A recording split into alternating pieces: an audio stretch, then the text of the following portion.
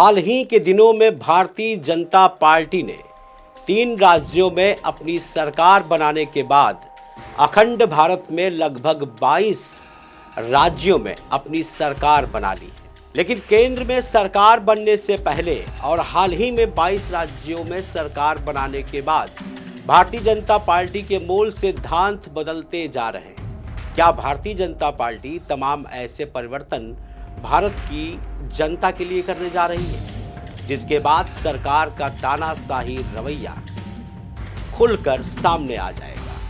क्या मोदी सरकार का कुछ ऐसा भी फैसला है जो स्वतंत्र और निष्पक्ष पत्रकारों पर गाज बनकर गिरने वाला है? और आखिरकार जो पत्रकार लोकतंत्र का स्तंभ, चतुर्थ स्तंभ माना जाता है, मोदी सरकार के इस फैसले के बाद किस तरह से घुटन महसूस कर रहा है? और क्या सरकार का यह फैसला आम जनता को न्याय दिला पाने में सही कदम है, या फिर भ्रष्टाचार पर लगाम लगाए जाने के खोखले दावों पर खुद सरकार की एक बड़ी मार? नमस्कार, मैं हूं पीयूष मणि अवस्थी। आप देख रहे हैं इंडिया जंक्शन की खास पेशकश द हिडन स्टोरी। जी हाँ, डेटा प्रोटेक्शन एक्ट की पड़ताल अपनी आज की इस हिडन स्टोरी में हम करेंगे।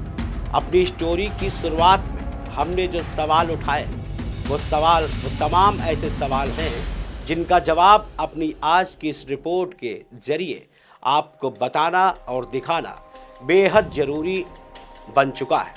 भारतीय जनता पार्टी ने भ्रष्टाचार मुक्त भारत बनाने का वादा किया था। यही नहीं, सबका साथ सबका विकास 2014 के चुनाव के समय से, या यूं कहें पूरी भारतीय जनता पार्टी के लिए एक मजबूत नारा था, जो चुनावी नारा बन गया था। लेकिन हाल ही के दिनों में बीजेपी ने एक ऐसा कानून लागू किया जो भ्रष्टाचार को बढ़ावा देता हुआ दिख रहा है। मोदी सरकार ने हाल ही में डेटा प्रोटेक्शन कानून लागू कर दिया है, जिससे कोई भी पत्रकार सत्ता में बैठे लोगों के भ्रष्टाचार को उजागर नहीं कर सकेगा, ना ही तो सरकारी विभागों में काम करने वाले कर्मचारियों के कामकाज की निगरानी रखने के लिए अपनी कलम चला सकेगा। इस डेटा प्रोटेक्शन कानून के तहत आप कोई भी जर्नलिस्ट आरटीआई एक्ट के तहत कोई भी जानकारी इकट्ठा कर अपनी रिपोर्ट तैयार नहीं कर सकेगा। मतलब साफ है कि भ्रष्टाचार पर लगाम लगाने वाली रिपोर्ट्स के खुलासे पर पूरी तरह से गवर्नमेंट ने रोक लगा दी। मतलब ये हुआ कि कोई भी पत्रकार अब भ्रष्ट मंत्री, सरकारी कामकाज करने वाले बाबू ऑफिसर्स या फिर सरकारी कामकाज करने वाले कॉन्ट्रैक्टर्स यानी ठेकेदारों का नाम अपनी रिपोर्ट में उनकी परमिशन के बिना नहीं छाप सकेगा। अगर किसी भी भ्रष्ट अधिकारी, मंत्री, विधायक, सांसद या फिर ठेकेदार का नाम उनकी परमिशन के बगैर किसी भी चैनल, अखबार या फिर रिपोर्ट्स ने अपनी रिपोर्ट में छापा, तो उसे संस्थानीय रिपोर्टर पर तगड़ी कार्रवाई हो सकती है।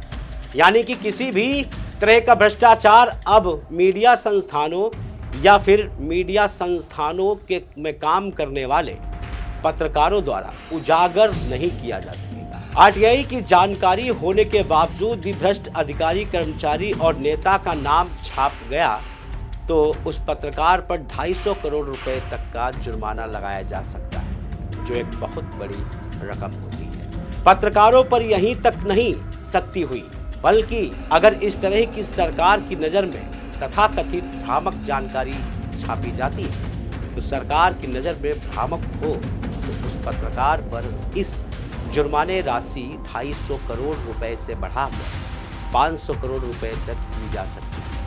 ऐसी स्थिति में क्या स्वतंत्र और निष्पक्ष पत्रकारिता करना संभव हो पाएगा? क्या सरकार करोड़ों रुपए का जुर्माना का डर दिखाकर एक निष्पक्ष पत्रकार की पत्रकारिता को मारना चाहती है, या फिर डेटा प्रोटेक्शन एक्ट का सहारा लेकर भ्रष्टाचार पर पर्दा रखने की सरकार की प्रथा पत्रकारों को डराने के साथ साथ लोकतंत्र के चतुर्थ स्तंभ की मर्यादा को कुचलने का एक भरसक प्रयास है? फ्रीडम ऑफ प्रेस पर इस तरह के हमले से निष्पक्ष लोकतंत्र पर क्या प्रभाव पड़ेगा?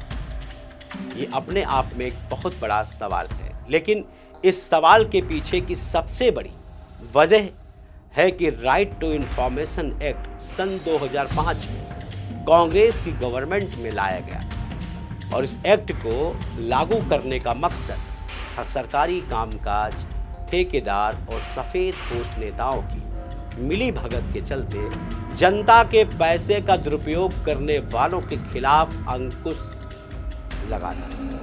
कहीं ऐसा तो नहीं कि कांग्रेस की गवर्नमेंट में बनाए गए तमाम कानून अब भारतीय जनता पार्टी के लिए गले की फांस बन रहे हैं, जिसका सामना करने के लिए केंद्र सरकार ने एक ऐसा कदम उठाया है जो न सिर्फ निष्पक्ष पत्रकारिता पर तमाचा है, बल्कि लोकतंत्र के चतुर्थ स्तंभ पर एक बदनुमा दाग भी। सच्चाई तो यह है कि डेटा प्रोटेक्शन एक्ट के जरिए केंद्र सरकार न निष्पक्ष पत्रकार और पत्रकारिता पर रोक लगाने का एक संभव प्रयास कर रही है, बल्कि आम जनता को आरटीआई कानून के तहत मिली पावर को खत्म करने की कोशिश कर रही है। क्या सरकार का यह नया कानून सही है जो आप तक असली जानकारी नहीं पहुंचने देना चाहता?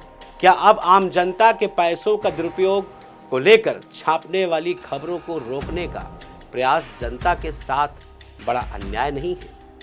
क्या यही है हमारे देश के लोकतंत्र की असली परिभाषा? और क्या यही है सबका साथ सबका विकास का असली एजेंडा? अपना फीडबैक हमें जरूर दीजिएगा।